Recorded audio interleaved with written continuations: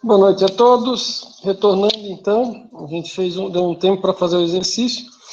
Se vocês forem observar, o material aqui, que eu passei para vocês, eles mostravam todos os valores em milhares de reais, né?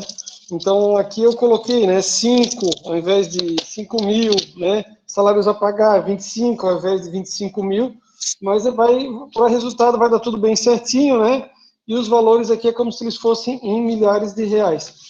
O pedir para vocês fazer o exercício, ele é bacana e ele é importante por várias questões, tá? Então, assim, como eu comentei no momento anterior, eu tenho alunos que são de sistemas de informações, eu tenho alunos que são de contabilidade. Quem é de sistemas de informação, é importante a gente conversar sobre indicadores, né, para que tenha uma noção, amanhã escuta, ou até assim, ó, muitos, né, que trabalham com sistemas, eles que trabalham, podem vir a trabalhar. Às vezes você vai trabalhar numa empresa de consultoria, e nessa empresa de consultoria vai se conversar muito, né, a respeito do desenvolvimento de relatórios. Por exemplo, eu trabalhei numa empresa em Joinville, que tinha uma equipe grande, né, de programadores e tudo mais, e o sistema ele era atrelado ao ERP. Então, ele fazia toda a coleta das informações e ele gerava relatórios e gerava, né, uma série de informações para a tomada de decisão, tá? Então, nesse caso, é importante que na aula de administração financeira, quem é de sistemas tenha essa base, no mínimo uma base, né? E conhecer os indicadores. Quem for do curso de contabilidade, vocês vão aprofundar um pouco, vocês não um pouco mais não, vocês vão aprofundar, né? Conversando, vendo a respeito dos diversos indicadores e fazendo alguns tipos de cálculo que aqui a gente não vai fazer. Como, por exemplo, a análise horizontal, a análise vertical, que você vai verificar essa evolução, né? Então, por exemplo, assim, a evolução, por exemplo, lá no ativo, lá no disponível, por exemplo, ou não pode ser no ativo circulante como um todo, né? O ativo circulante como um todo, como é que ele vai variando de um ano para o outro, né? E o que significa isso? Ou, em relação, por exemplo, ali, ao DRE, né? O quanto que corresponde, né? O custo da mercadoria vendida, o lucro líquido em relação às vendas, o resultado líquido, né? Em relação... Então, você vai ter um momento posterior para aprofundar ainda mais o conteúdo. Meu objetivo com vocês é justamente o quê? Passar essa noção, passar essa base e verificar na questão da hora do cálculo. Algumas dúvidas são bastante comuns pela questão da tabela. Uma delas, né, relacionada ao que é o capital de terceiros, e a outra é porque o próprio material pode levar ou conduzir, né, o acadêmico a erro. Como assim, professor? Lembra que eu falei que o exercício eu retirei de um material, de uma apostila minha. E a mesma coisa é o quadro. Então, eu peguei o quadro e busquei também o exercício. Na hora do quadro, ele está desconfigurado. Por exemplo, assim, ó, giro do ativo é vendas dividido pelo ativo total. Margem líquida é o lucro líquido, que vocês estão vendo aqui, ó, dividido por vendas, multiplicado por 100. Lucro líquido dividido pelo ativo total multiplicado por 100 é a rentabilidade do ativo. Né? Aqui ele botou por 100 para a ideia do percentual, mas daria para fazer, né? Rentabilidade. Lucro líquido dividido pelo ativo total. Beleza, tá? Então, só que isso só vai acontecer, essa percepção e esse olhar, quando às vezes eu peço para que vocês calculem, né? Então, na hora que você vai fazer o cálculo, aí você olha aqui a planilha, e daí ele traz assim, ó, capital de terceiros. Ah, professor, o que é o capital de terceiros? Entendeu? Aí eu vou dizer, é tudo que não é o patrimônio líquido. Onde que o professor está falando? Estou falando aqui, ó, no 2 aqui, ó. Capital de terceiros.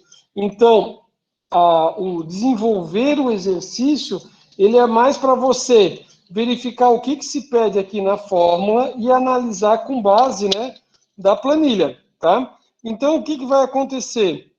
Que vocês fizeram as contas e ficou, né, e aparece para vocês esses dados aqui, ó.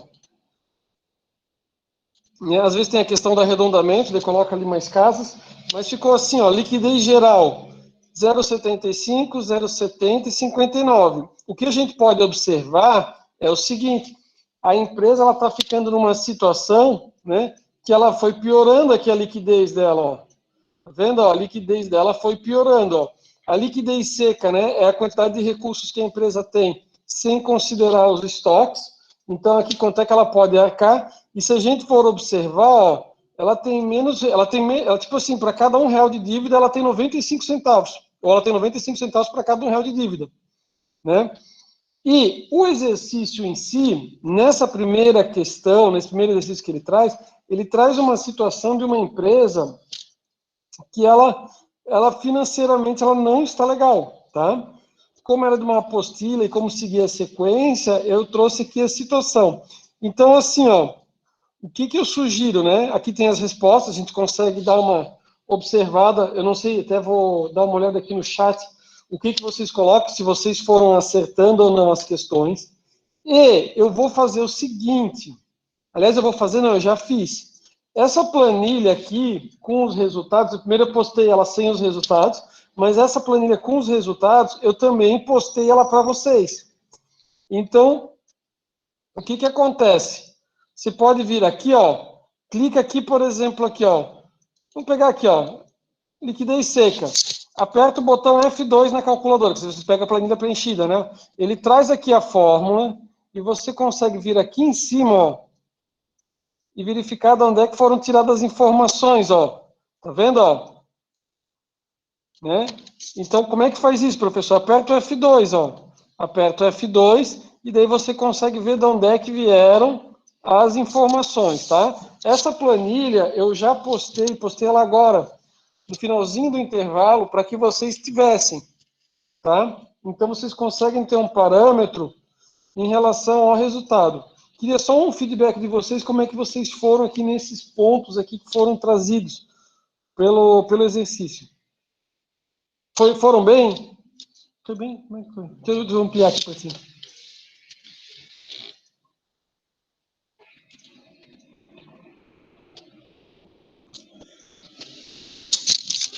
Mais ou menos?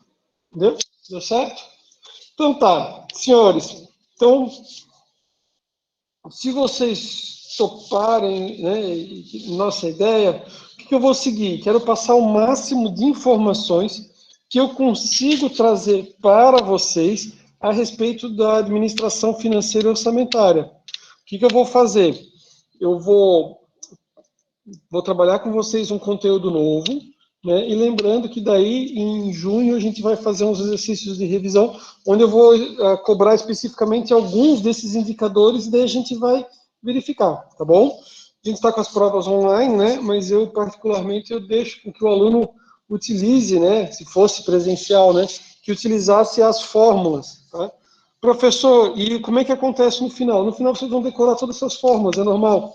Né? Quem tiver no dia a dia, é tão comum que depois ele tem as fórmulas todas já, né, gravadas na memória.